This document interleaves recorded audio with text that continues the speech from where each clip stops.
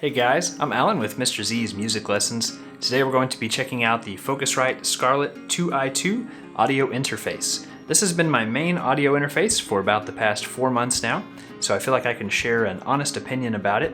And this retails for $150 on Amazon at the time of making this video, and it's one of the best-selling interfaces on the market right now, so we'll kind of take a look at it, see if we can find out why. And let's go ahead and jump into the review.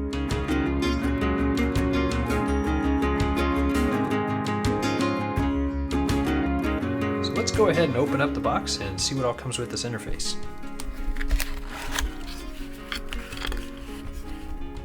Alright, so it looks like we have some safety instructions here.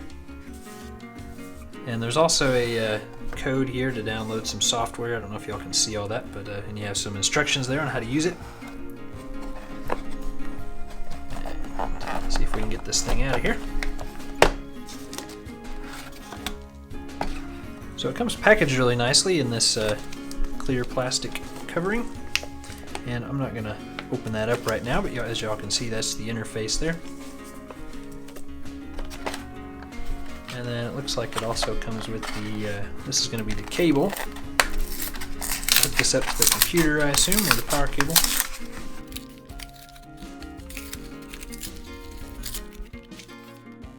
Yeah, so that's our USB cable to hook that up to the computer.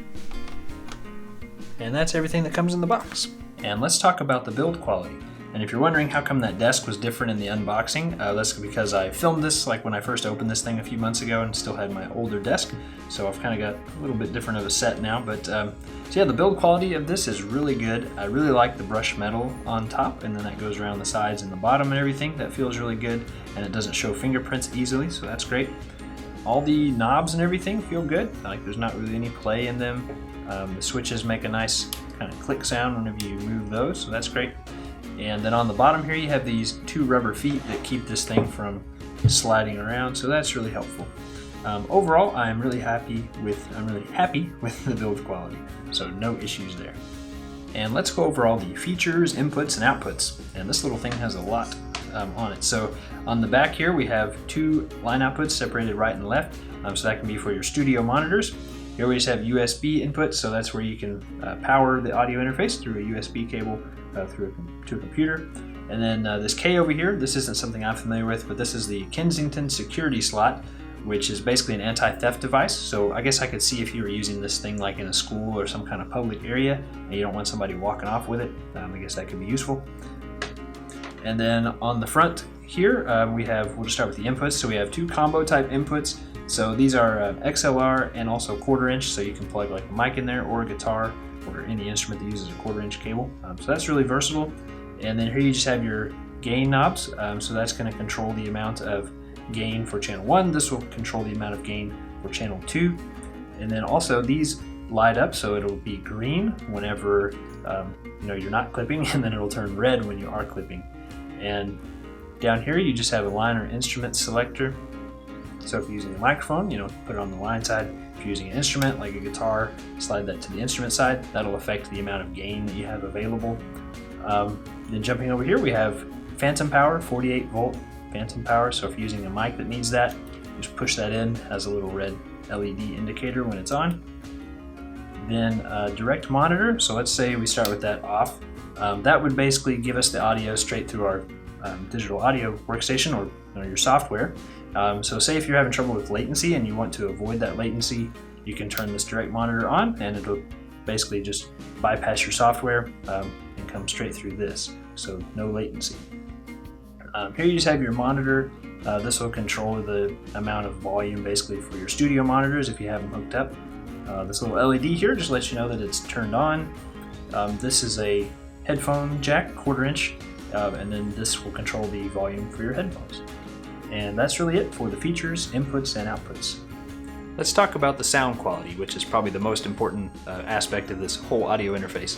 So I'm going to be honest here. Whenever I first started using this, I did have quite a few issues with audio pops and clicks. And I'll mention too that I'm using this with a laptop instead of like a standard desktop computer. And the first thing I tried to do to fix it was adjust the buffer size. That's usually what you do to fix that issue. So I did that, and that didn't really help at all. And then I hopped online, checked out some forums, tried some different fixes there. None of those worked. And you know, a lot of people were like, well, maybe your computer's not powerful enough. But I'm using a Dell 7577 laptop with a Core i7 processor, has 16 gigs of RAM, a 500 gig solid state drive, and then a terabyte hard drive. So I was like, well, I think that's powerful enough. That shouldn't be the problem. And so then I was just like, well, I'll just kind of test some stuff out on my own, see if I can figure it out. The only thing I found that worked, that got rid of those clicks and pops, was turning my Wi-Fi off on my laptop while I was recording.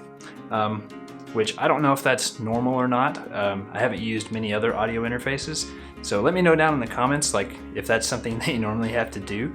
But basically, in order to use this thing, that's what I had to do. And it kind of makes sense though, because you know, I used to record with my cell phone a lot, and if I had my Wi-Fi turned on my cell phone, you get a lot of interference with the audio. So you know, I guess it does kind of make sense. And if you read other customer reviews, you'll see that a lot of other people, especially people that are using this with Windows, you know, they're having problems with audio pops and clicks. So just be aware of that. That was the only way I found to get rid of it. But after I got that issue figured out, I've really enjoyed it and haven't really had any issues with it. So that's going to wrap it up for the sound quality. This interface does come with some free software, which is really nice because then just as soon as you buy it, you can go ahead and start recording without having to go out and buy any other software. And we won't dive into this like super in depth, but I'll just kind of briefly cover all the software that it comes with. So the first one, it comes with Pro Tools first, and I actually have used that one quite a bit. It's just a free version of Pro Tools, and it's actually pretty good for a free software. You can do a lot of just kind of basic recordings with that. And then I'll go ahead and read off these other ones. So it comes with Focusrite Creative Pack, Ableton Live Lite, Soft Tube Time and Tone Bundle, the Focusrite Red Plugin Suite, 2 gigs of Loopmaster samples, and you have a choice of 1 free XLN Addictive Keys virtual instruments. So it does come with quite a bit of free stuff there. So that's going to wrap it up for the software. That's going to wrap it up for this review. Overall, I think that the audio interface is built really well. It's packed with features, and I also think that the price is pretty good at $150. It's kind of right in that range where it's not like too cheap to be like low quality, but it's also not so expensive that it's out of reach. So it's good for just kind of starting out, I think. My main issue, like I said, were just those audio pops and clicks that I had in the beginning, but once I got that sorted out, I've been totally happy with it. So guys, thank you so much for watching. Don't forget to subscribe if you want to see more reviews just like this one. I do have quite a few reviews planned for the next month or so that I think you guys will really like. Well, I'll see you guys in the next one.